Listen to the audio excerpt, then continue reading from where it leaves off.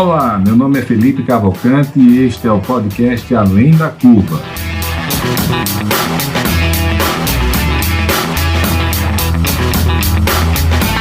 Uma realização da DIT Brasil e da Match Academy.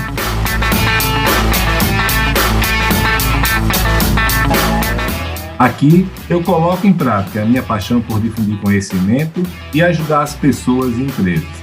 E você terá um encontro marcado com as lideranças e empreendedores que estão fazendo a diferença nos setores imobiliário e turístico do Brasil.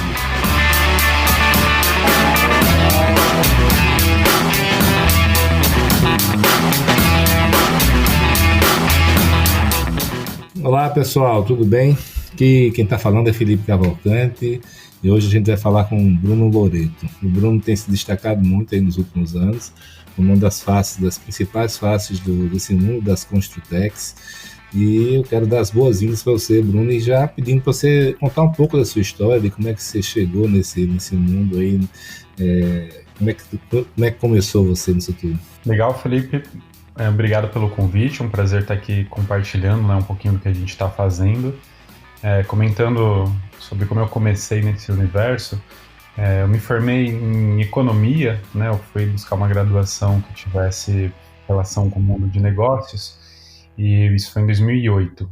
E logo no início da faculdade eu comecei a trabalhar numa empresa de tecnologia chamada Softplan, em Florianópolis, que é uma empresa que, entre os seus verticais de negócio, tem uma atuação na vertical de construção, com uma solução voltada a construtoras e incorporadoras. E desde então eu comecei a juntar nessas duas paixões de trabalhar com negócio e trabalhar com tecnologia. Passei aí praticamente 10 anos, né, da minha carreira trabalhando nesse nicho. Só que quando foi 2014, eu decidi fazer um MBA em São Paulo, no INSPER, e por conta disso eu comecei a me envolver com um ambiente de empreendedorismo e inovação. A escola é muito voltada a essa atividade, fomenta muito o empreendedorismo, e comecei então a buscar iniciativas de inovação, me conectar com startups, participar do ambiente de startups, buscando melhor entender, né, esse mundo, esse novo jeito de fazer negócio.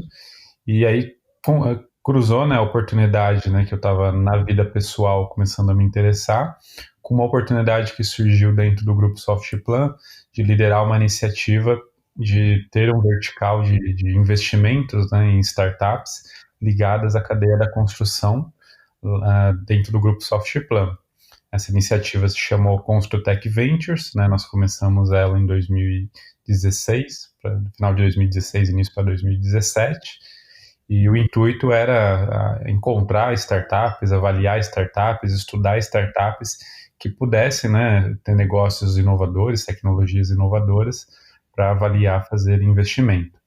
Então, ao longo de basicamente 3 anos, fizemos 11 investimentos, foram 11 startups no portfólio, e quando foi início de 2019, eu saí da empresa para abrir minha própria iniciativa de Venture Capital, a Terracota Venture, junto com meu sócio Marcos Anselmo, focando, né, em ser a primeira empresa na América Latina de Venture Capital, que busca trabalhar exclusivamente com inovação no setor de construção e mercado imobiliário. Então, o nosso negócio é apoiar empreendedores, encontrar empreendedores, ajudar empreendedores à frente de startups inovadoras no vertical de construção, e apoiar investidores, né, seja pessoa física ou empresas do setor, que queiram estar investindo em inovação como forma de estar potencializando o seu negócio. E eu queria saber de você, cara, você então abriu sua própria empresa, está sendo o próprio empreendedor. Como é que está sendo sua experiência aí na frente da Terracota, dos dois lados? O que a Terracota tem feito e você, como é que está sendo esse desafio aí de ser empresário? Legal, de fato, para mim foi uma experiência está sendo uma experiência, né, bem marcante, porque eu sempre tive um espírito talvez empreendedor, mas sem reconhecer isso, sem saber disso, né? Sempre tive dentro de um contexto corporativo, mas sempre com uma rebeldia empreendedora, né, de certa maneira. Nunca passei mais de 2 anos fazendo a mesma coisa, então sempre busquei estar resolvendo problemas, atuando em novas áreas. Isso sempre foi muito claro. E quando eu agora começando a empreender, é um ambiente onde eu me sinto muito à vontade, né, nós definimos os nossos limites, né, a gente define a visão, a gente trabalha para atingi-la, e isso é muito satisfatório. Ao mesmo tempo, a gente sofre uma montanha-russa de emoções, né? Então tem dia que você acorda e parece que tudo vai dar muito certo, tem dia que Eu você conheço bem essa vai montanha-russa. acabar. Ao mesmo tempo, né, agora você enfrenta uma crise, né, que talvez a maior dos últimos 100 anos, né? E aí você empreendendo não tem aquela zona de conforto, né, de estar numa empresa, tendo um salário garantido, você tem que buscar encontrar caminhos para superar, né, todas as adversidades e aproveitar todas as oportunidades, né? Mas eu particularmente estou gostando bastante, especialmente de ter uma situação onde o sucesso ou o fracasso depende, acima de tudo, de mim, né? Então você como empreendedor tem uma influência direta sobre o seu destino e isso é muito bom. Aí, Bruno, eu tive construtora por muitos anos, né? 25 anos, e eu sei que a construção é uma indústria muito artesanal, né, cara? Então, assim, de um lado, algumas pessoas argumentam que isso é uma dificuldade para as startups, de outros falam que isso é grande oportunidade, né? Que é um negócio, vamos dizer assim, muito analógico, vamos dizer. Como é que você está vendo na prática as empresas inovando nesse setor? Como é que estão as startups estão se saindo? Porque, assim, a gente vê muita coisa de fintech, low-tech, de tudo, né? E tem um movimento crescente de Construtex, mas eu ainda consigo ver Quinto Andar, Loft, algumas mais ligadas à ponta de imobiliário ali, né? De construção mesmo. Queria saber de você como é que está esse cenário dentro disso da construção ser indústria artesanal. Perfeito. A gente tá percebendo, né, que esse mercado ele tem de fato uma característica de ser um mercado tradicionalmente conservador, por N motivos. Isso não é só no Brasil, isso é em qualquer lugar do mundo. Então, desde que eu comecei a trabalhar com esse mercado, e esses últimos 4 anos, estudando inovação nesse mercado e acompanhando o que está acontecendo no mundo inteiro, você começa a entender melhor, né, alguns elementos de por que as coisas são como são e o que está promovendo algumas mudanças que estão em andamento. Então, o que eu posso comentar é que, de fato, não dá para negar a característica do setor que tende a ser sempre um dos últimos setores a adotar inovações, mas ao mesmo tempo é inegável que de 2017 para cá esse ciclo de inovação tem se acelerado, né? Se você observar, todas as principais grandes empresas do mercado, sejam construtoras, imobiliárias ou fabricantes de materiais, estão com iniciativas de inovação, ou já tem um time de inovação, ou tem pelo menos uma pessoa olhando para a inovação, estão se aproximando de startups, algumas já investindo, outras criando suas próprias startups. Então a gente já está num contexto onde o tema inovação ele já circula na pauta de todas as empresas. Algumas têm avançado com maior sucesso e de fato sendo efetiva, outras ainda muito timidamente, ainda com muita desconfiança, mas o tema acaba entrando na pauta de alguma maneira, né? Então isso já é uma grande mudança e um grande passo, né? Então, para ter um resultado diferente, eu acho que esse primeiro engajamento de se propor a fazer algo diferente é bastante positivo.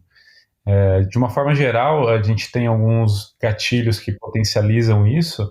Eu acho que quando você tem negócios que dão certo, como o Quinto Andar, né, que está dando certo, claro, a gente não sabe até onde vai, mas é um primeiro grande case que muita gente passou a acompanhar, né, quando se tornou unicórnio, uma empresa avaliada em US$ 1 bilhão. Você tem a Loft, mais recentemente, outra empresa que despontou aí em apenas 18 meses, figurando aí como uma empresa unicórnio. Você tem empresas como a Tec Verde, né, que trabalha com construção industrializada, que teve uma fatia da empresa vendida para um grupo multinacional. Então são casos que chamam a atenção, mostram que é possível fazer diferente, é possível para os empreendedores ter sucesso, né, em tirar sua ideia do papel e conseguir construir um bom negócio. Para os investidores é possível ter ótimos resultados investindo nesse tipo de iniciativa. E para as empresas é possível, né, a partir desse movimento, ganhar de duas maneiras, né? Seja a partir de ganhos operacionais, né, de você reduzir custo, otimizar a receita, melhorar processo, isso é uma necessidade de todo o negócio, ou conseguir também inovar indo além, né, e criando novas linhas de negócio, criando novos produtos, conseguindo ter diferenciais competitivos para conseguir, inclusive, ter algo que te permita crescer mais rápido do que a média do teu mercado. Então, acho que isso é outro retorno que muitos players estão almejando. Então, acho que eu tenho uma visão muito otimista, né? Eu acho que é inegável o crescimento que isso vem tendo nos últimos 3, 4 anos e acredito que tem muito ainda para acontecer ao longo dos próximos 5, 6, 10 anos. E quais são as principais dores que precisam ser endereçadas nesse mundo da construção e do mercado imobiliário? Olha, quando a gente olha para o mercado, a gente separa em pelo menos duas grandes frentes, que uma é o ambiente mais ligado ao contexto da obra, né, o ambiente de campo, o outro é o ambiente mais ligado à parte imobiliária. Então, falando de cada um, eu acho que no ambiente de construção, de obra em si, é inegável que é necessário melhorar os índices de produtividade, né? Um setor que tem a sua produtividade estagnada nos últimos 50 anos, pelo menos, precisa fazer algo diferente. A forma como a gente constrói prédios hoje ainda é a mesma que a gente se fazia 50 anos atrás, ou até mais. Então, tem muito aí a evoluir, né? Então, acho que produtividade, sem dúvida, é o grande problema a ser atacado nessa frente de negócio. E aí vem uma série de outros problemas, né, que são satélites, mas são muito importantes também. Por exemplo, segurança do trabalho, né? A gente ainda está falando de um setor que é um dos 5 que mais matam trabalhadores em todo o mundo em acidentes de trabalho, problemas que poderiam ser evitados, seja com o uso de tecnologia, dispositivos que antecipem os problemas, né, ajude melhor garantia do trabalhador ter as condições preventivas sendo monitoradas. Então, hoje tem muita tecnologia para isso. Você tem ineficiência em si, em termos de desperdício, né, de materiais, em termos de desperdícios logísticos, a falta de utilização de dados, né, para tomada de decisão. Ainda tem muita coisa que é tomada com base no feeling, na experiência. Então, acho que nesse aspecto tem muito a evoluir também. Do lado imobiliário, eu acho que aí tem um contexto já um pouco diferente.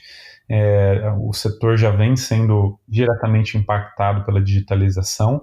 A gente viu no caso, né, do quinto andar como é possível fazer uma jornada de locação do imóvel muito mais digital.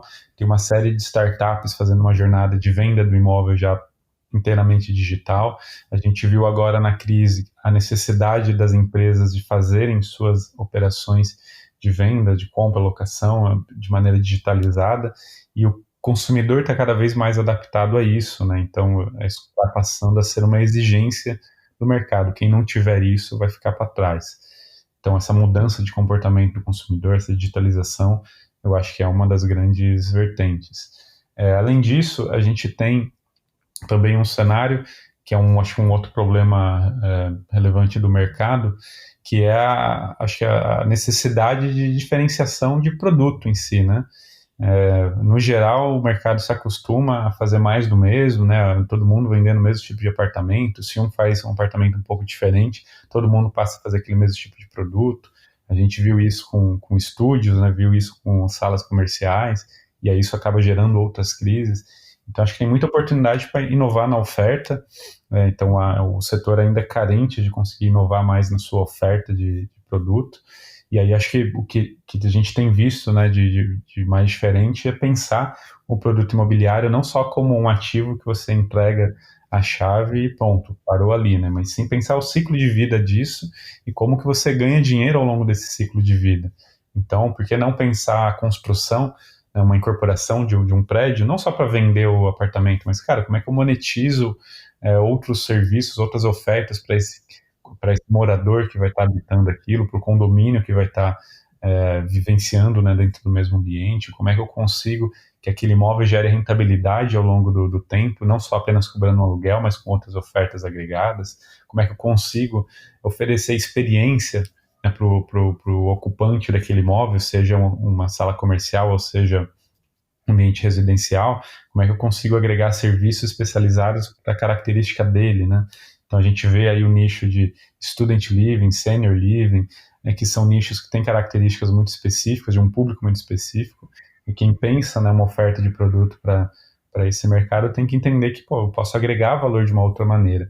Então aqui eu acho que tem muita oportunidade de inovar em termos de oferta de produto, e também, de uma forma geral, dentro das empresas, né, há muita ineficiência ainda, há muita coisa em papel, há muito processo mal estruturado, há muito retrabalho, então ainda tem muitos problemas, né, pequenos problemas que no somatório vai comendo margem do negócio, que as empresas ainda podem melhorar muito adotando mais soluções de base tecnológica. Bruno, você falou de uma coisa bem interessante aí, que é a venda digital, né? Cada vez mais empresas partindo para isso.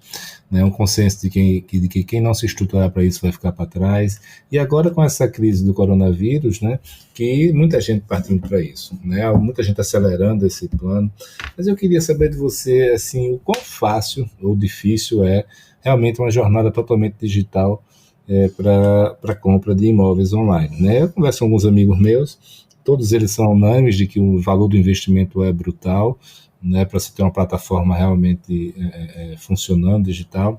Sempre aquelas pessoas que querem ter a propriedade dos dados, a inteligência dentro de casa, e aí quando você parte para essa linha, você acaba tendo que montar praticamente uma empresa paralela dentro da incorporadora, né?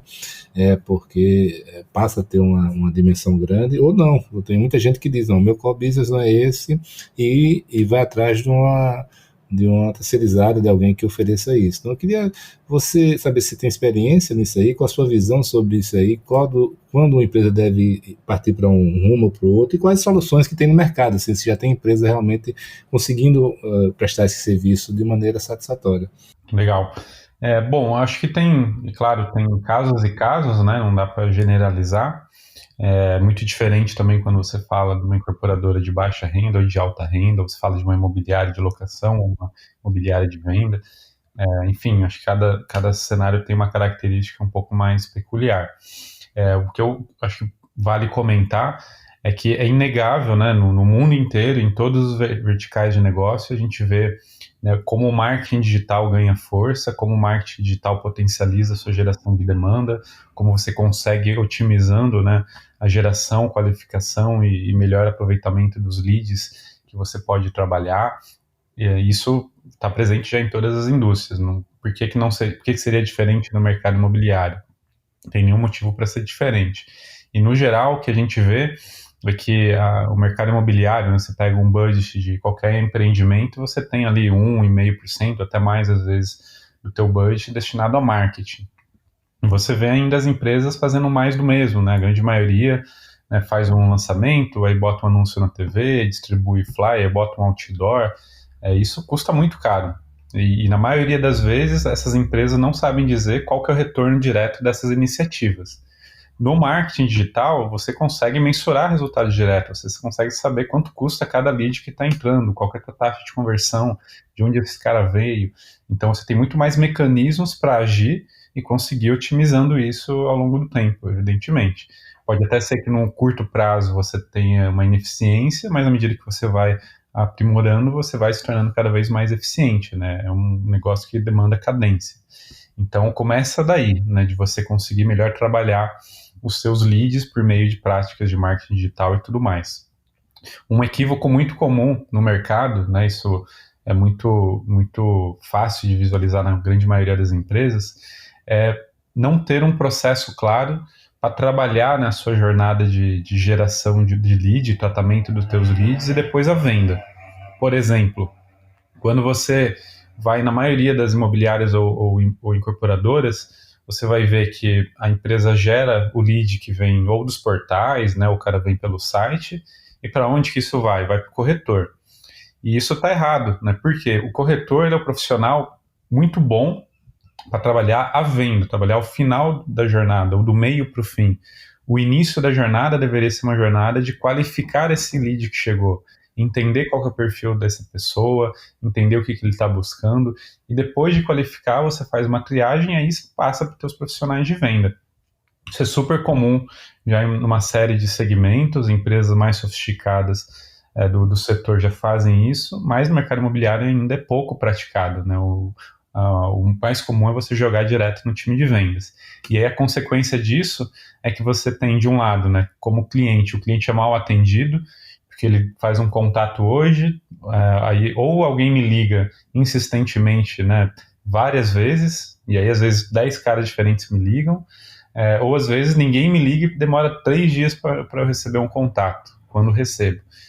Por quê? Porque do lado do profissional de venda, do corretor, ele recebe um monte de lixo, né, um monte de possível lead que os dados são incompletos, ele não sabe qual que é o lead bom, qual que é o lead ruim, qual que é o cara que quer comprar imóvel hoje, qual que é o cara que quer comprar daqui a um ano. Então não teve uma triagem e aí naturalmente o processo fica menos eficiente. Então é só um exemplo, né, de como essa jornada pode ainda melhorar. Olhando além disso, tem muita falta ainda de uso de dados, né, nessa jornada. Quando a gente fala de digitalização dessa jornada, você tem que ser baseado em dados, você tem que saber quantos leads você gera, qual que é o caminho que esse lead faz, quanto custa para gerar esse cara, qual o canal que você vai investir que vai dar maior taxa de conversão. Eu pago, né, anúncios patrocinados no Google ou eu invisto mais em Viva Real? O que são iniciativas que vão me trazer maior retorno e taxa de conversão. Então, você tem que ir mensurando tudo isso. A maioria das empresas ainda usam muito pouco, né, dados nesse aspecto para tomar suas decisões de investimento e tudo mais. Então, nesse sentido, para mim está claro que tem muito a aprimorar e que você faz o investimento para ter um retorno que, inevitavelmente, você vai ter. Tem várias soluções hoje que ajudam empresas que estão buscando isso. Então, tem soluções que focam em coisas muito específicas, por exemplo, startups que te ajudam a gerar leads qualificados. Então, putz, eu quero contratar, né, uma empresa que vai me trazer aqui leads que tem perfil para o produto que eu estou vendendo. Então, tem gente ofertando esse tipo de coisa.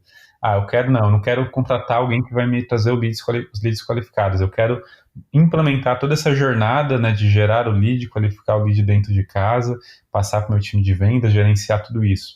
Também tem várias soluções para esse tipo de coisa. Eu quero trabalhar com inteligência, né, de mercado, né, fazendo toda uma análise da minha base de dados, cruzando com benchmarks do que acontece lá fora e vendo o que eu posso melhorar, onde eu posso melhorar, até com o uso de inteligência artificial. Também tem soluções para isso. Eu quero implementar um chatbot, né, que vai estar atendendo todo mundo que entrar no meu site 24 horas por dia, independente de eu ter meu time comercial ativo aqui ou não, e já coletando informações com robôs, né, automatizados. Tem solução para isso. Então tem muita solução para tudo isso. Até indo no extremo, putz, eu não quero me preocupar com nada na jornada, eu quero alguém que faça a venda totalmente para mim e eu pague apenas um percentual como eu pago para o imobiliário. Tem gente também que faz isso. Então, tem vários caminhos, né, tem várias alternativas, tem muita startup olhando para essa frente. É uma questão de você acreditar e começar, né? Não tem como já começar acertando. Você tem que experimentar, você tem que ir implementando, você vai errar em algumas coisas, vai acertar em outras, mas tem que fazer. Isso é uma questão de tempo. E agora a crise mostrou que muita gente que achava que não era possível passou a acreditar que é possível pela necessidade. Na verdade, independente dela acreditar ou não, ela precisa partir para isso, né? Exatamente. Agora não tem. E outra coisa, o que é que eu percebo também? Não falo só nem de construção e incorporação agora também, imobiliário, mas em vários setores, empresas que tinham uma estrutura gigante ali, que consumia toda a energia dela, e que a digitalização ela era uma coisa marginal, que você não dava muito foco, então é para outra, toda a energia da empresa agora, do CEO para baixo, está focado em digitalizar vendas, processos, e eu acho que isso vai fazer com que acelere muito, né, esse processo em todas as indústrias, né? Agora, Bruno, eu queria aproveitar isso aí para perguntar o seguinte: você mencionou rapidamente ali no começo da sua fala agora a diferença se é Minha Casa Minha Vida, assim, baixa renda, se é alta renda, média alta. Quais são as diferenças? É possível, qual das duas faixas de renda, média alta e baixa, é mais possível digitalizar todo o processo, toda a jornada do cliente? Legal. Por mais, talvez não intuitivo, né, que pareça, é mais fácil digitalizar na baixa renda, né? Pelo seguinte motivo: no produto de alta renda, você tem, no geral, uma necessidade de uma customização no atendimento, até às vezes no produto final, né, que o cliente está comprando. Um cliente mais exigente em termos de ser mais crítico, né, com produtos, de entrar mais nos detalhes. Então é mais difícil você fazer isso 100% digital. Enquanto no baixa renda, né, dependendo da categoria que você trabalha, Minha Casa Minha Vida, faixa 1, ou faixa 2, ou faixa 3, em alguns casos não interessa muito o produto em si, interessa se ele tem crédito ou não. Então a jornada é muito mais voltada a garantir que o cara tenha de fato crédito para ter acesso à casa própria, enquanto ele muitas vezes nem tem tantas condições assim de escolher, né, se ele quer fazer um produto A ou um produto B, dependendo da onde ele mora e da onde ele está buscando um imóvel, nem tem tantas alternativas assim, ele tem que escolher o que se encaixa na realidade dele, e o sonho da casa própria está acima de tudo, né? Então é muito mais fácil você impor uma jornada, impor um caminho obrigatório. E querendo ou não, é um público hoje muito conectado, né? Hoje todo esse público está na rede social, esse público está na internet, está no celular, está no WhatsApp, então tem muita coisa da interação, se não 100% digital, você consegue muita coisa já fazer online com esse público e reduzir no máximo a parte do contato físico, né? Então, acho que tem essas diferenças entre atuar com mais alta renda ou mais baixa renda, especialmente nesse sentido. Tem algumas diferenças também em algumas tecnologias emergentes. Você fala, por exemplo, de realidade virtual, né, customização do decorado. Num público de alta renda, isso talvez tenha mais apelo em termos de experiência, porque é uma coisa que encanta, é um diferencial que ele talvez vai valorizar mais, ele talvez já tenha mais familiaridade com esse tipo de tecnologia. Num baixa renda, talvez isso não pese tanto, né? Talvez é mais distante da realidade do cara, ele nem tem essa ambição, talvez, de fazer depois um projeto de decoração e arquitetura no imóvel, então para ele nem faz tanto sentido visualizar, né, no ambiente virtual simulado. Então tem essas diferenças claras entre público, né? Aí tem, para fazer uma digitalização completa mesmo, você tem sempre alguns gargalos analógicos, né? Eu consigo me lembrar de dois grandes agora, um é o próprio financiamento bancário mesmo, e o outro são os cartórios. Você está vendo algum movimento de alguma startup para resolver esses problemas? Sim, sem dúvida. Você lembrou bem, né? Você tem gargalos que são externalidades à construtora, e aí a empresa que quer de fato ter uma jornada digital tem que entrar nisso. Mas você tem tanto do lado, né, tanto dos bancos quanto dos correspondentes bancários, algumas inovações, né? Você tem startups que estão trazendo um modelo de correspondente bancário digital, buscando encurtar esse ciclo de aprovação de horas ou de dias, no caso, para alguns minutos, né? Isso no mercado de locação já está muito forte, né? Você consegue hoje, em alguns segundos, ter uma resposta de se um cliente que está ali interessado no imóvel tem perfil de crédito ou não para poder fazer aquela locação. Na venda, né, na aprovação do financiamento, também já tem uma série de soluções buscando melhorar essa jornada. Porque parte do problema, né, da lentidão, né, na aprovação é também o desencontro de informações, né? Às vezes você tem ali o corretor que atende o cliente, ele fala que precisa do documento A, B e C, aí depois alguém lembra que precisa do documento D, e aí alguém, perderam o documento do cara, tem que pedir de novo, e aí entra num vai e volta com o banco, com o cliente, e tudo isso demora, né? Quando você consegue organizar isso, já tratar de forma mais digital, já ter claro o checklist, isso realmente foi atendido ou não, já tem critérios que você consegue avaliar mesmo antes de ir para o banco, essa questão você já consegue otimizar e evitar bastante, né, os problemas que acontecem no meio do caminho. E do lado dos cartórios, né, a gente também vê movimentos, né, tem ainda movimentos isolados de certa maneira, né, envolvendo cartórios de imóveis, não é um movimento nacional, mas os cartórios já sabem que eles precisam se digitalizar, precisam promover essas interações mais digitais, é uma questão de tempo, né, não há dúvida quanto a isso. E tem vários que já têm saído na frente, têm adotado a plataformas tecnológicas, sejam suas próprias plataformas ou plataformas de startups. Então hoje existem, né, startups com ofertas onde você consegue submeter o contrato de venda e sai na outra ponta a venda registrada no cartório, né? Então já tem isso acontecendo, ainda limitado a algumas regiões que tem os cartórios parceiros, mas já está acontecendo. Tem um case legal, né, da Growth Tech, que eles no ano passado fizeram, né, uma primeira venda de imóvel da Cirela, 100% digital, né, em termos de ninguém precisou ir no cartório para registrar a transação.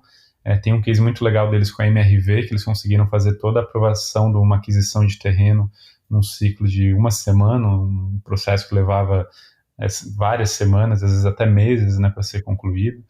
Então, isso já está acontecendo, já tem gente despontando, isso tende a se intensificar. E lá no exterior, isso já é realidade? Esses dois problemas especificamente, já tem soluções para isso?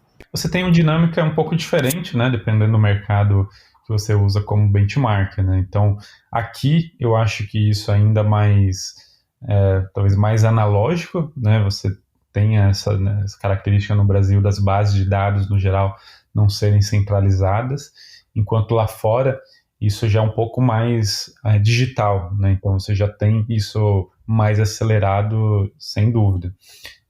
Então, acho que lá fora eles estão alguns passos à frente. É claro que a característica de cada mercado acaba impondo algumas diferenças, né, que às vezes não dá para comparar 100%, mas muito do que está acontecendo aqui hoje a gente já vê que é um espelho do que já vem acontecendo em outros mercados, especialmente americano, né, e o europeu, há 2, 3, 4 anos. E eu queria saber uma questão específica agora de venda, dessa ligação entre corretores e incorporadoras. Você falou da captação de leads, geração de leads, passar para os corretores. Nesse processo todo, como é que você está vendo o papel dos corretores, né, no curto prazo, no médio e no longo? Olha, eu tenho muita polêmica, né, sobre essa questão dos corretores, o que vai acontecer, se vai acabar, se não vai acabar. Eu tenho um olhar muito claro, né, na minha opinião, sobre isso, que não vai acabar, né, os corretores, da mesma forma que em várias outras inovações que a gente enxerga pelo mundo, o que você tende a ter é uma convergência, né, uma adaptação, você ter diferentes perfis para diferentes contextos, e eu acho que vai acontecer um pouco disso no mercado imobiliário. Eu acho que o que vai acontecer é que hoje você tem aí, teoricamente, 400 mil corretores no Brasil, mas que 300 mil trabalham pontualmente para fazer um negócio ou outro, enquanto eles não têm outra atividade. Ou faz isso como um side job, faz isso no momento que estão desempregados. Não são corretores profissionais que estão 100% do tempo destinados a isso. E aí, com essas ferramentas digitais, com essas startups e esses modelos de comercialização do imóvel mais digital, eu acho que vai ter talvez menos espaço para esse cara, de certa maneira, ou esse cara vai ter outros papéis, né? Por exemplo, o Quinto Andar no modelo de negócio dele, hoje a figura do corretor é alguém só para abrir a porta do imóvel e fechar, né, basicamente. Toda transação não depende muito da interação com o corretor. E isso pode acontecer, né? Você pode ter, de certa forma, essa uberização, onde eu posso acionar uma pessoa que está geograficamente perto do imóvel que o cara quer visitar, e essa pessoa vai lá e mostra o imóvel para ele e ganha um percentual, ou ganha um valor fixo. Então pode acontecer esse tipo de coisa com esse tipo de público. E na outra ponta, eu acho que você vai ter mais ferramentas para os bons corretores, né? Então, os bons profissionais que fazem, de fato, um bom trabalho de ajudar o cliente a entender qual é a necessidade de imóvel que ele tem, ajudar a qualificar quais são as melhores opções de imóvel para o seu cliente. Existem cada vez mais, né, ferramentas para esse cara se digitalizar também, o que pode fazer com que um profissional como esse ele seja menos dependente, talvez, de fazer parte de uma house ou de uma imobiliária. Porque na prática, por que um corretor participa, né, de uma house ou de uma imobiliária? Porque a house ou a imobiliária traz a disponibilidade de imóveis e traz os clientes, traz os leads. Se eu conseguir sozinho gerar lead e ter acesso a imóveis que eu posso vender, para que eu preciso estar associado a alguém? Eu posso trabalhar sozinho, né? Então isso tende a acontecer. E eu acho que nas empresas, né, nos formatos mais tradicionais de imobiliárias e de incorporadoras, eu acho que o que vai ter também é uma melhor interpretação do papel do corretor, né? Eu acho que naquilo que a gente estava falando no início, não dá para você passar um monte de lead que chega para você do teu marketing e jogar na mão do corretor. Tem que ir para ele só as oportunidades de fato de venda, né? A oportunidade de gerar negócio. Aquilo que é lixo já tem que ter sido filtrado antes. Esses profissionais modernos também vão precisar cada vez mais se acostumar a trabalhar com inteligência, né, de marketing, inteligência de dados. Talvez vai ter perfis mais voltados a fechar a negociação e outro perfil mais voltado a qualificar o cliente com base nos dados que são trazidos.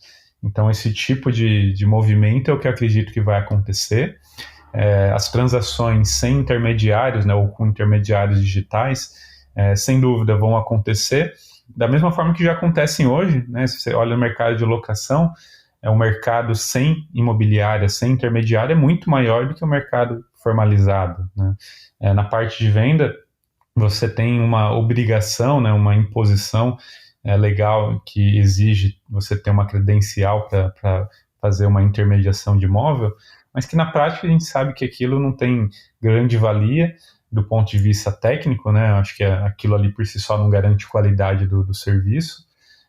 E cada vez você vai conseguir, com mecanismos digitais, oferecer, né, uma garantia para o cliente muito maior, né, e acredito que em algum momento a regulação vai se adaptar e vai mudar também quanto a isso. Então, acho que o que vai ter são vários movimentos focados em melhorar a experiência do cliente, né, e nessas várias possibilidades vai ter espaço para bons corretores, vai ter espaços para corretores que vão se limitar a fazer uma atividade muito específica, e vai ter espaço para quem não vai fazer uma transação utilizando o corretor. Eu queria saber sobre blockchain, né? Como é que é isso? Se isso é uma realidade realmente, se é espuma, está sendo usado realmente na prática? Legal. A gente trabalha com tecnologia, né, fala que toda tendência, toda inovação, toda tecnologia que emerge, ela passa por um certo ciclo, né, de maturação que é natural, né? E quando as pessoas começam a se interessar muito por uma tecnologia ou começam a falar muito de uma tecnologia, muitas vezes aquilo ainda vai levar muito tempo para de fato ganhar mercado e se perpetuar. De certa forma, é um certo modismo, né, que às vezes a gente começa a achar naquela tecnologia a solução para todos os problemas possíveis, e não é bem assim. Então, o que acontece com blockchain, eu acho que é um pouco disso, né, desse fenômeno. Na prática, não há dúvida sobre o potencial que a tecnologia de blockchain pode propiciar em termos de segurança, em termos de eficiência. É sem dúvida um mecanismo que vamos ter muito pela frente, vamos utilizar muito pela frente. Eu acho que o principal é entender que nesse contexto você tem que sempre focar, minha visão, não na tecnologia, mas sim na solução que ela vai proporcionar, né? Ou seja, não é blockchain por blockchain, mas, cara, qual que é o problema que eu quero resolver e que a blockchain me traz uma solução mais eficiente do que as alternativas que existem no mercado. Então, acho que esse é o grande ponto. E aí, quando você começa a ter essa clareza, aí você começa, de fato, a conseguir adotar aquela tecnologia gerando resultado. Então, na blockchain, para mim, o que aconteceu é que a gente teve, há 2, 3 anos atrás, um pico, né, de expectativas de muita gente começando a falar de blockchain, vários eventos falando de blockchain, foi mais ou menos no mesmo time, né, do Bitcoin, né, das moedas virtuais, que muita gente começou a investir nisso e depois alguns perderam dinheiro com isso.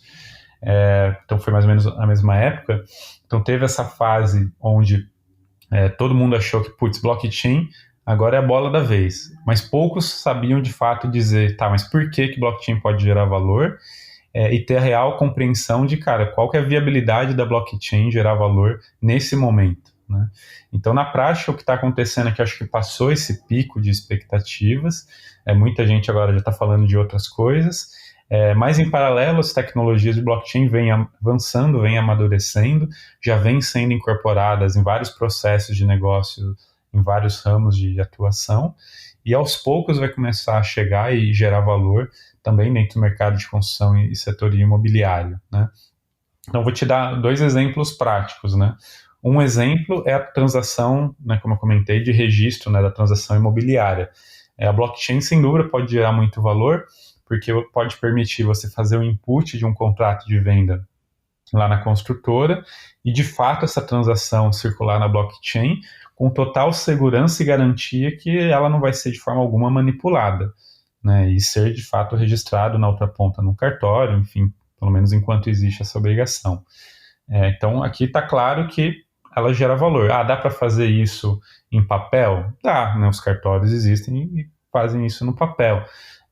Mas é mais eficiente, né, com um clique eu conseguir ter essa garantia, teoricamente é mais eficiente, gera valor.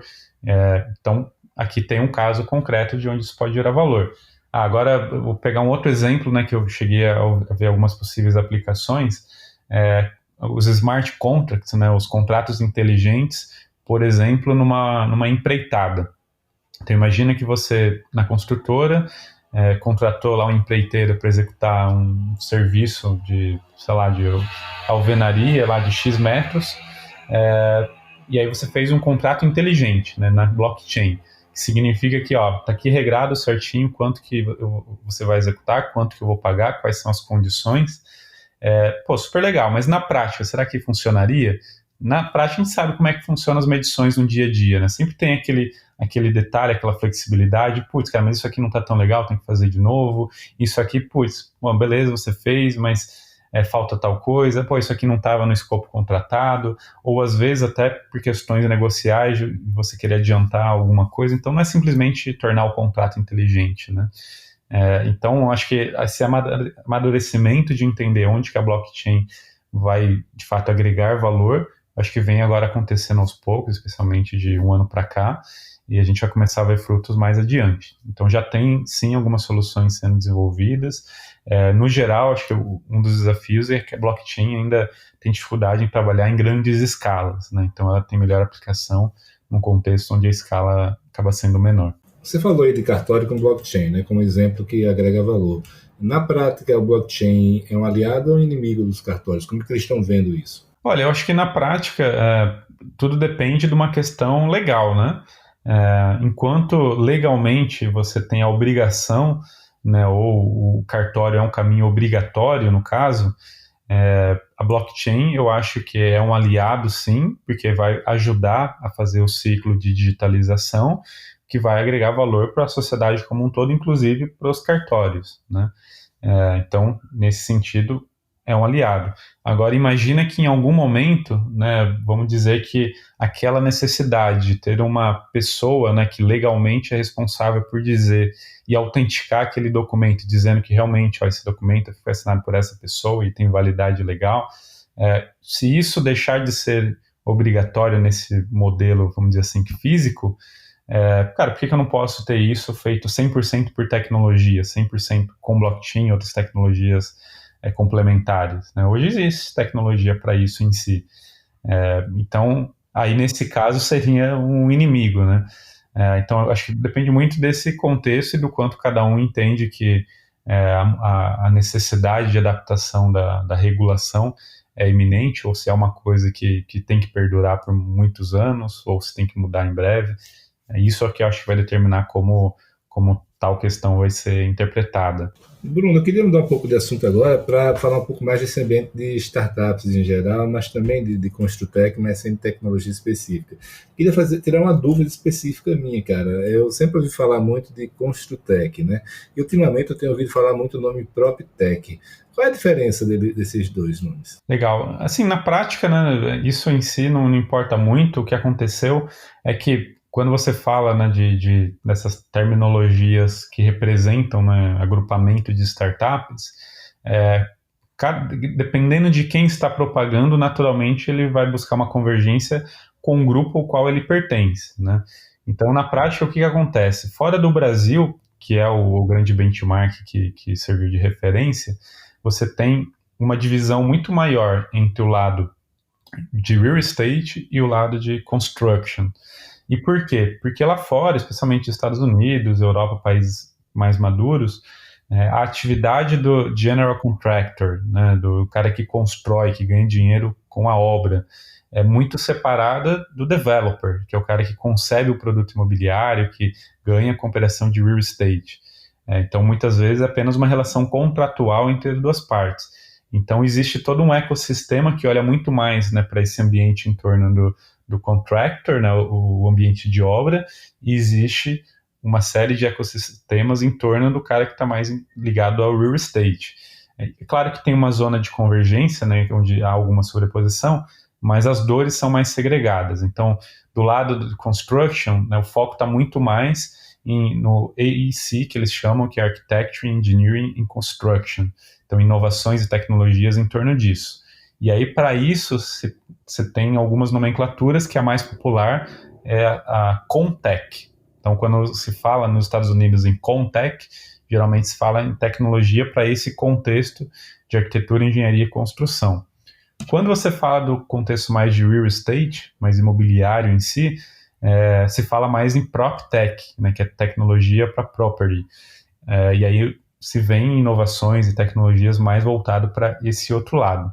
No Brasil, o que acontece é que isso é tudo mais misturado, né? Aqui é a operação da construtora, também é incorporadora, também tem a house, então ela também vende. Então é tudo meio que junto e misturado, o mesmo player meio que tem várias das dores. Então a cadeia aqui é mais amarrada e aí faz menos sentido talvez ter uma segregação, né?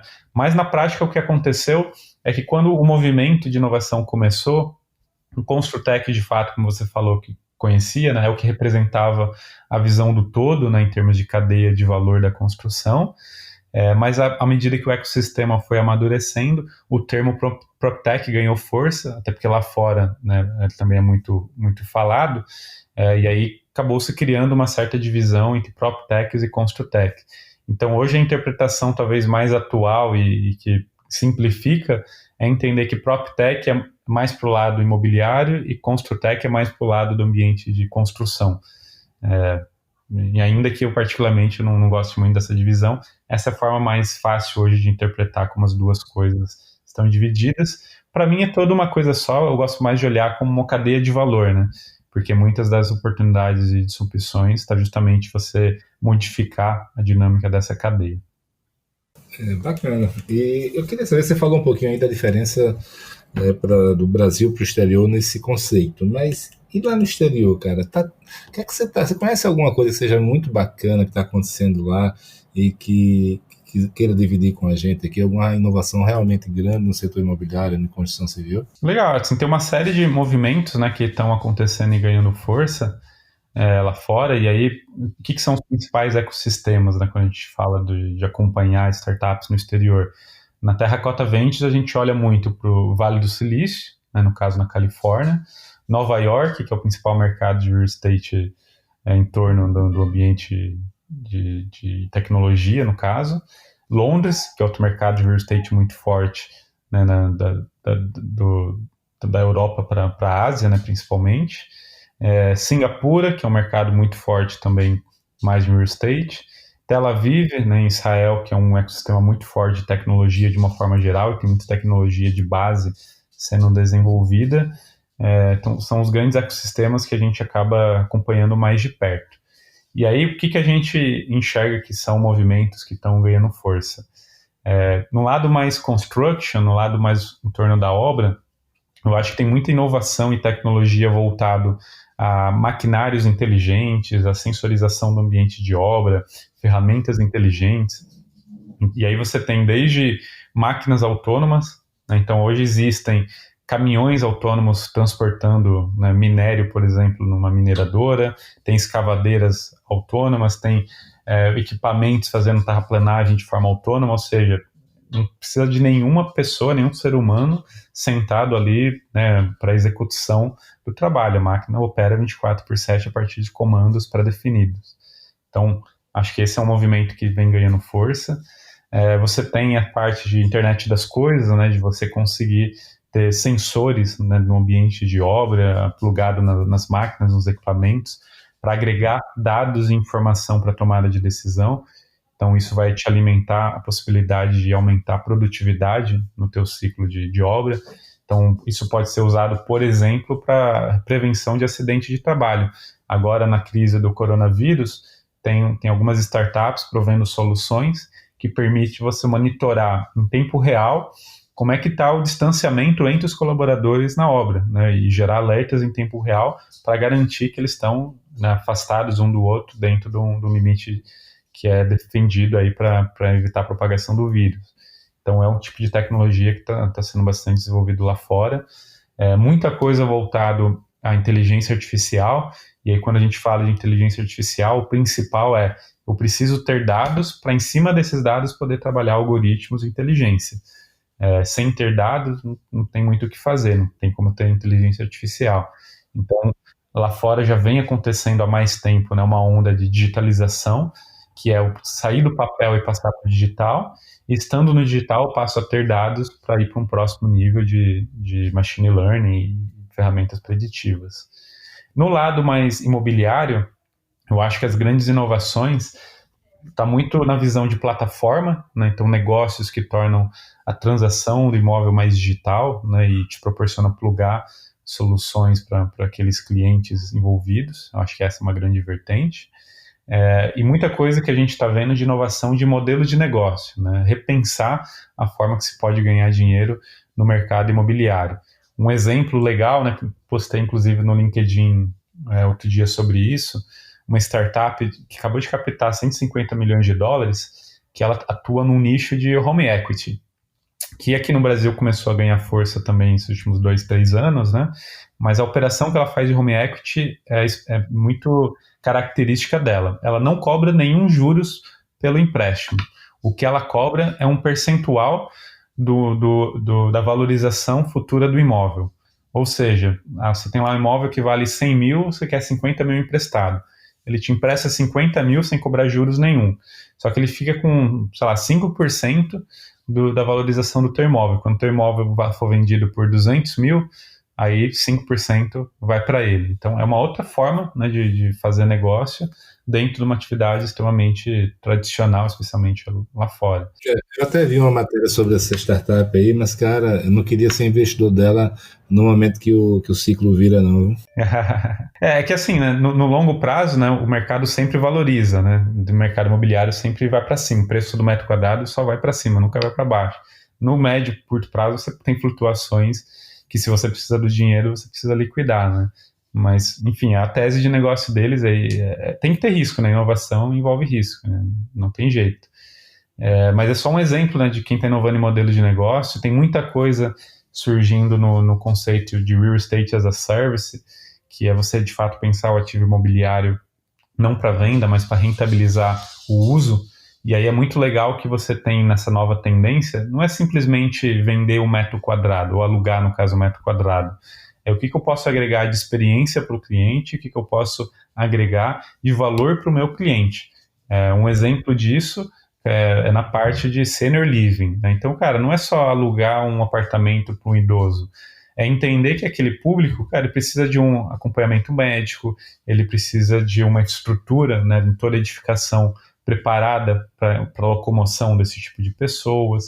É saber que esse público precisa ter uma conexão com seus familiares para, caso tenha alguma situação emergencial, rapidamente poder ser acionado, vai ter uma conexão com o serviço de saúde para, se tem um problema, eles poderem intervir o quanto antes.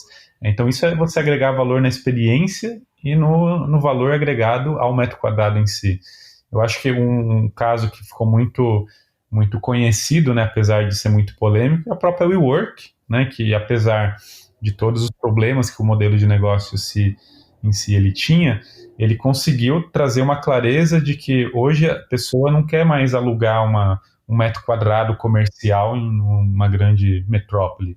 O que ele quer alugar é um acesso a um ambiente de trabalho que vai, né, eliminar problemas do dia a dia dele e que vai ainda potencializar o negócio que ele está construindo. E os coworkings estão crescendo muito em função disso, né? Eu consigo ter flexibilidade de espaço, eu consigo ter um espaço num ambiente muito mais prazeroso do que uma sala comercial fechada, posso entrar e sair a hora que eu precisar, enfim, não imobilizo o ativo.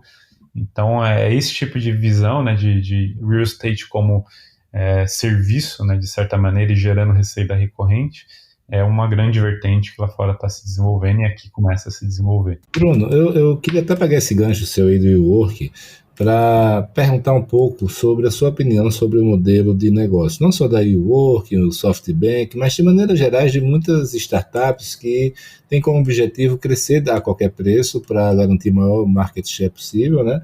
E sem necessariamente lucrar, né? E até porque a abundância de capital nos últimos anos foi muito grande, né? Juros muito baixos, então o capital não era um problema. E, por outro lado, você vê muito pouca empresa fazendo bootstrap, crescendo organicamente. Eu queria saber qual é a sua opinião entre esses dois extremos aí, porque a gente vê realmente algumas empresas que têm como único objetivo, na verdade, crescer e ocupar mercado. Né? Para um empreendedor normal, uma pessoa que abriu seu business ali, que dá duro no dia a dia, muita gente tem dificuldade de compreender esse modelo de negócio e a lógica por trás. Você poderia explicar para a gente? Bom, então, assim, eu acho que a primeira coisa é contextualizar, né, o que é uma startup, né? Então, o conceito de startup é você trabalhar no horizonte de extrema incerteza, ou seja, você está tentando criar algo que é incerto, e por isso, né, é desafiador, em busca de validar um modelo de negócio. Então você está tentando encontrar uma forma de encontrar o problema, uma solução para esse problema, fazer disso um produto e monetizar esse produto, e um modelo de negócio que seja escalável, né? Então não basta fazer isso para poucos, tem algo que eu possa replicar e ganhar dinheiro com isso crescendo exponencialmente. Então a essência do conceito de startup envolve isso. E aí quando você trabalha de fato nesse contexto, a maioria das startups vão fracassar, né? Inovação é isso. E tem números que falam que a cada 100 startups que captam investimento, ou seja, já estou falando do cara que já conseguiu pelo menos um primeiro investidor, não estou nem falando dos outros que nem isso conseguiram. Mas desses 100, uma grande maioria, né, pelo menos metade, não vai conseguir uma próxima captação de investimento. E no final, apenas 5 a 7% vai atingir um patamar de uma empresa que fatura pelo menos 100 milhões ano. Né? Então, é uma coisa realmente para poucos atingir um patamar de unicórnio, ou mesmo uma empresa relevante no seu nicho de atuação.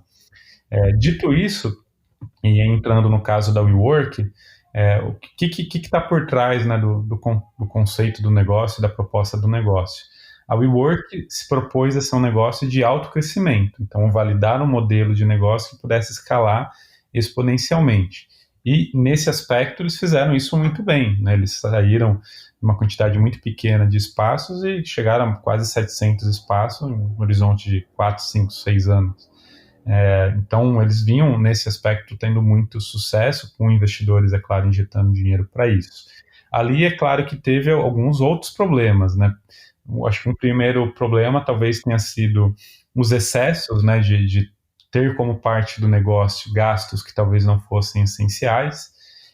Então, sei lá, um exemplo prático. Será que realmente era essencial ter na geladeira da WeWork leite, né, de graça para os caras que frequentam o local? Será que realmente era essencial ter chopp liberado?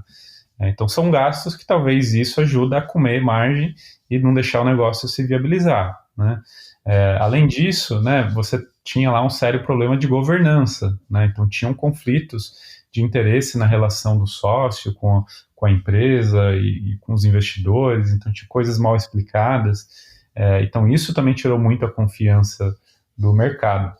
E mesmo apesar de tudo isso, talvez o que culminou na crise que eles acabaram se deparando é que eles foram fazer um movimento de abrir capital num valuation muito inflado, né, considerando premissas equivocadas. Se talvez eles não tivessem feito esse movimento, até agora a gente estaria vendo a WeWork, se tivesse dinheiro, é claro, né, continuando as suas operações sem tanta polêmica. Mas o que deu muita polêmica foi a tentativa frustrada, né, de fazer esse IPO, e aí o mercado, né, precificou uma realidade totalmente diferente dos que os investidores anteriores esperavam, e aí, é claro, foi necessário toda uma intervenção para reajustar o caminho, possivelmente uma empresa que vai fechar as portas em breve. Mas existe todo um contexto por trás, uma série de problemas que não tem a ver só com startup, né? Quantas outras empresas você não vê fechar a porta por problemas de governança ou problemas de má gestão, e lá acho que teve um pouco disso. Entendi. Agora você falou aí o conceito de startup, né? E ultimamente, nos últimos anos, a gente tem ouvido falar muito da scale-up, né? Qual é a diferença de uma startup para uma scale-up? Quando você fala, né, mais conceitualmente, né, entre startup e scale-up, basicamente é que startup seria o teu ciclo mais inicial de validar uma proposta de negócio, né? Então você vai do momento que você só tem uma ideia até o momento que você já tem um produto faturando, monetizando alguns clientes. Scale-up já é uma expressão mais para as empresas que já estão numa fase que ela já tem um produto definido e está agora numa fase de escalar, né? Então, geralmente é alguém que fatura pelo menos R$1 milhão por ano.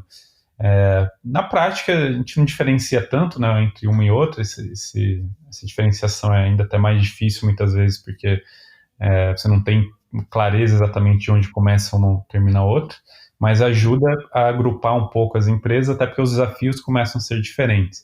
Então, uma startup que está bem no início, o teu maior desafio é validar e encontrar o que é o teu negócio, né?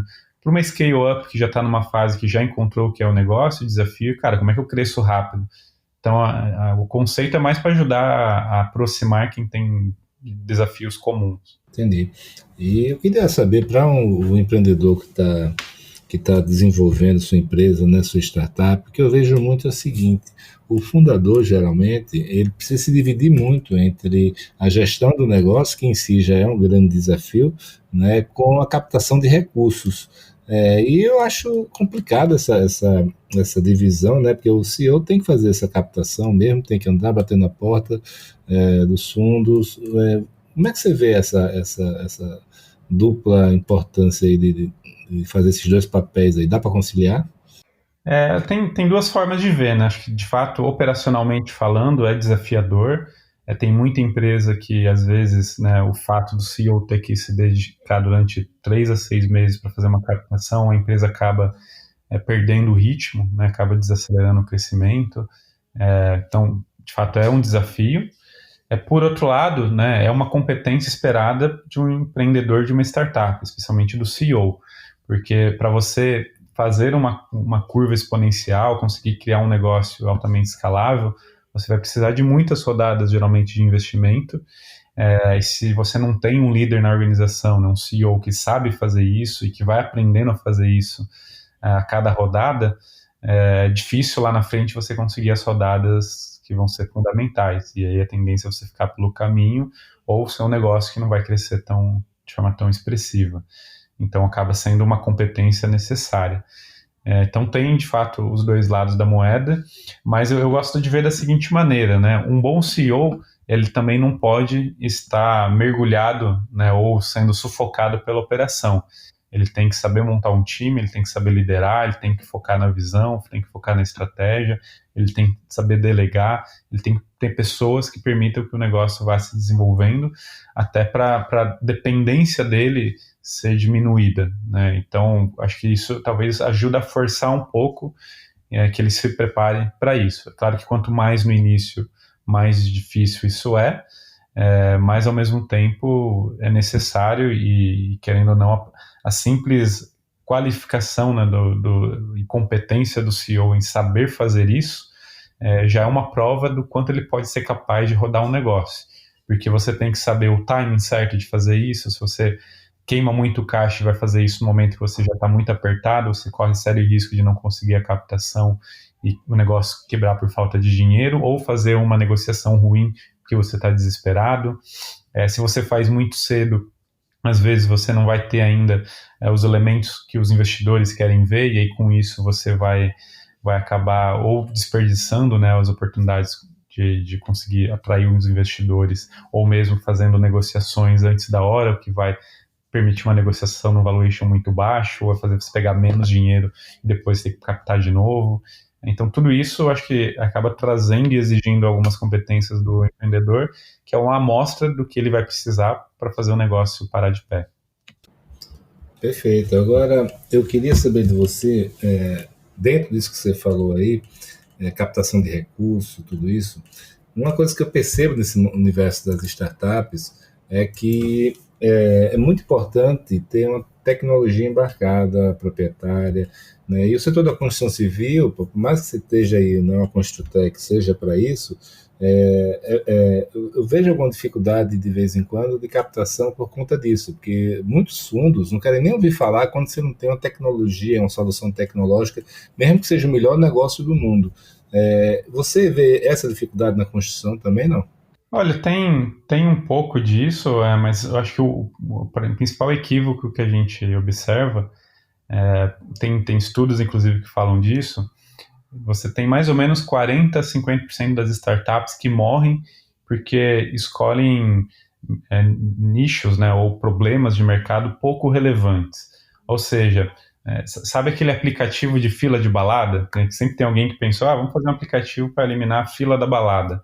Cara, é um problema pouco relevante, né? Então, muitas vezes você vê o empreendedor gastando energia, gastando dinheiro, gastando tempo em algo que tem pouca relevância na prática. O ideal é você encontrar, cara, onde que tem um problema aqui que tem alguém perdendo muito dinheiro com isso. Quando você encontra isso, qualquer solução que você acha já tende a conseguir viabilizar um negócio, porque você está resolvendo um problema que, né, está fazendo alguém perder dinheiro. Então, naturalmente, uma fração disso pode ficar para você. Então começa daí. E acho que é um pouco disso também que acontece quando você vai para o mercado, né? Se você tem uma solução que você não está atacando um problema que é must have, né, que é um problema que, putz, realmente o cara precisa de uma solução. Se você não tem clareza, né, da tua proposta de valor, de o que você gera de valor para o cara, de qual que é o problema, tudo isso vai tornando mais difícil das empresas adotarem essa inovação, né? Se nem você, como empreendedor, consegue ter clareza disso, ele, às vezes, você não vai conseguir convencê-lo. Então, eu percebo que o mais efetivo, de fato, é quando você consegue chegar com uma clareza de, cara, eu resolvo esse problema tem esse impacto para você, com isso você perde tanto de dinheiro, e eu tenho aqui uma solução que, se tudo der certo, você vai ter gasto uma fração disso e vai ganhar 10 vezes mais. Então, aí você traz uma lógica de investimento, né, e não uma lógica de gasto. Então, acho que começa daí. Barreiras de resistência, de cultura, cara, tudo isso tem mesmo, mas isso tem em todos os setores de alguma maneira, e precisa lembrar que venda, né, eu sempre enxergo qualquer processo de venda como funil, e todo funil você tem que abordar muita gente, uma pequena fração vai se convencer, e uma pequena fração menor ainda vai de fato comprar. Então, isso é básico, né? Então, se você não pensa também numa jornada de venda para você ganhar volume, você sempre vai estar crescendo um pouco e vai esbarrar na reação de poucos, né? Então, é muito comum, às vezes, numa mentoria ou algo do tipo, eu ouvir esse tipo de preocupação de, putz, mas o cara da construtora não contrata, né? E não investe em tecnologia, não investe nessa inovação. Como é que eu faço? Tá, quantos caras você conversou? Conversei com 10. Cara, 10 é pouco, conversa com 100.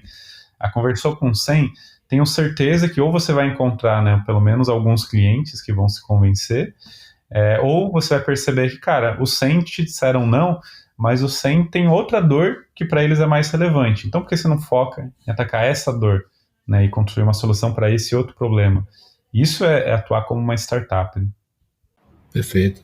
Estamos chegando no fim aqui, Bruno. Eu queria saber agora do ambiente corporativo, né, de corporate ventures. Como é que eles estão atuando no Brasil no setor da construção?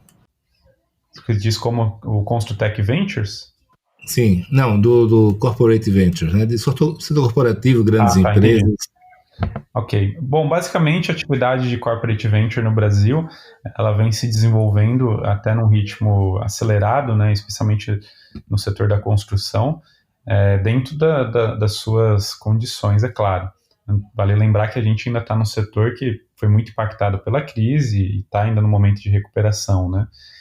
Mas na prática o que a gente vem observando é que quando eu comecei a atuar com isso, né, lá em 2016, 2017, ainda no grupo Softplan, talvez tenha sido a primeira ou uma das primeiras iniciativas do Brasil a olhar startups para investimento sobre a ótica de uma corporação em busca de investir.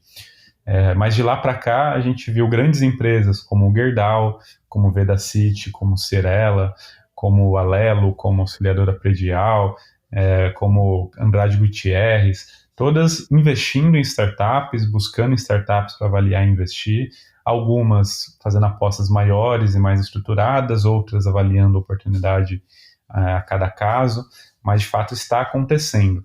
Então hoje o tema, né, Corporate Venture, investimento em startups como estratégia da companhia, já está na pauta de muitas das empresas presentes no mercado, especialmente empresas maiores, e mesmo empresas menores, né? A gente tem conversado com muita empresa de médio porte, pequeno porte, que tem olhado para isso. E aí, acho que é legal perceber o seguinte, né? Tem duas formas principais de você atuar com isso, e na Terra Cota Venture a gente acaba lidando muito com esse público.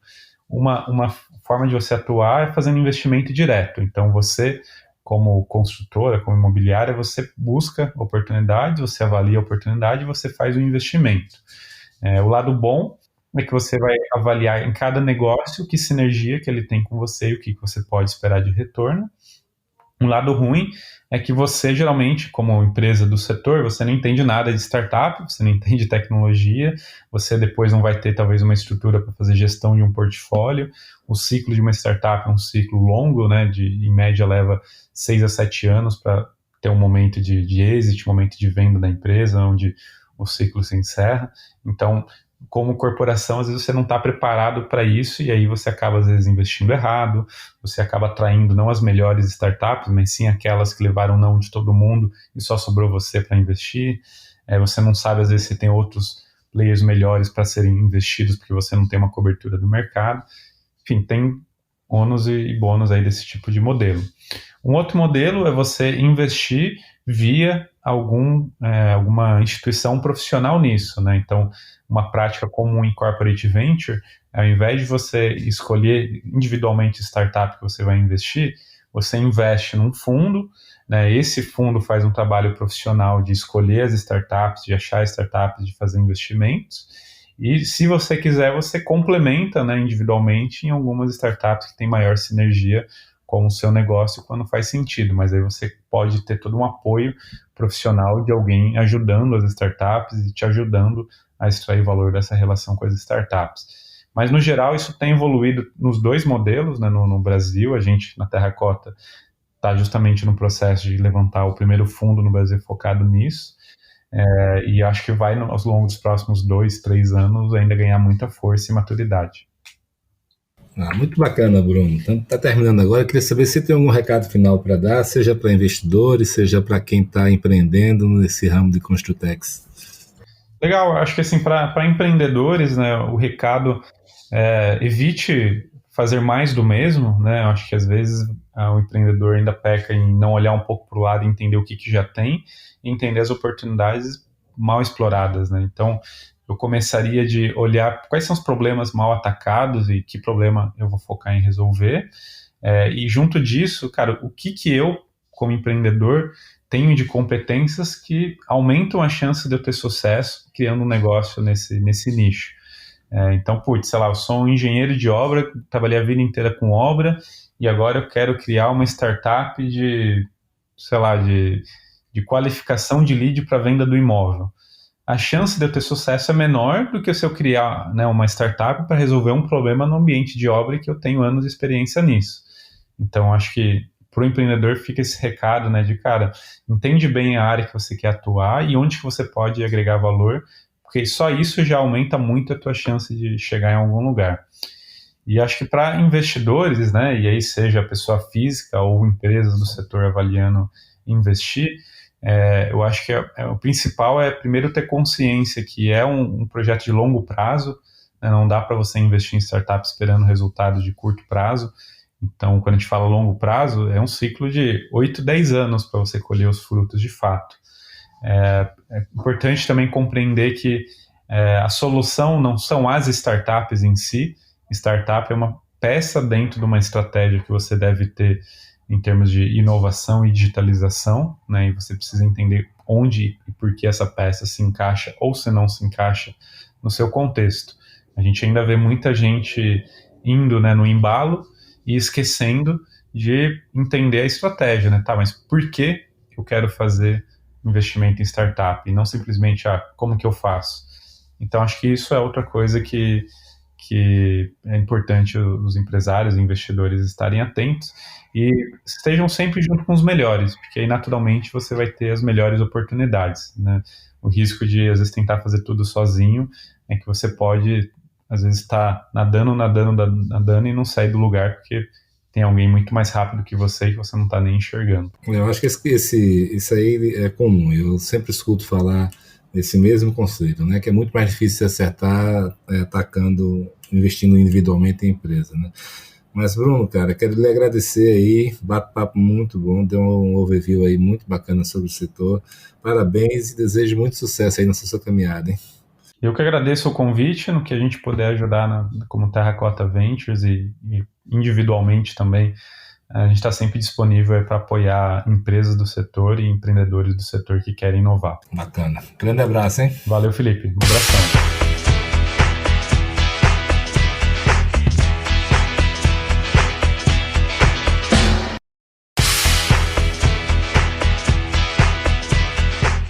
Pois é, amigos, termina aqui mais um podcast Além da Curva. Quem quiser ficar por dentro das ações e novidades da Adit Brasil, pode visitar o site www.adit.com.br. E quem quiser conhecer mais sobre os grupos Mastermind e as soluções de funding da Match Academy, pode acessar o site www.matx.com.br.